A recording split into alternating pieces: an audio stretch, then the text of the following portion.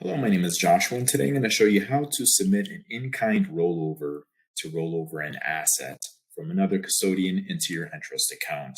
So first, you want to go ahead and log into your online portal, locate the quick links box, click Fund Account, select your account, click Direct or Indirect Rollover, specify the rollover type. We can do direct or indirect. Direct just means that the asset will be coming directly from the other custodian. Indirect means that they will send you the asset and then that you will then send us the asset. So in this case, we're going to go ahead and click direct. Enter the other custodian's information. If you don't have a phone number or an address, you can just search a local branch and enter that information. If the other custodian requires a letter of acceptance from Entrust, then you check this box. If not, leave it unchecked.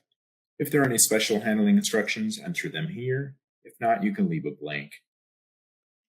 Today, we're not going to do cash, so we're going to check this box if we're not doing a cash rollover. Since we're only doing in-kind, we do not want to check this. We want to leave it unchecked, and then click Add Asset. Enter the asset name and the market value. You can also add additional assets as well. Today, we're just going to do one asset. Click Next. On this page, you want to upload the other custodian's statement. Keep in mind this file has to be a PDF. It cannot exceed 10 megabytes in size and cannot be password protected. Click Next. Scroll down, click the box, click Submit, and there you go. You've submitted an in-kind rollover request.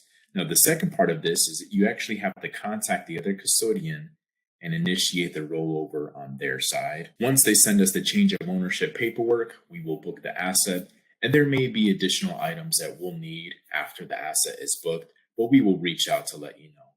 And that's how you submit an in-kind rollover request. I hope this helps. Thank you.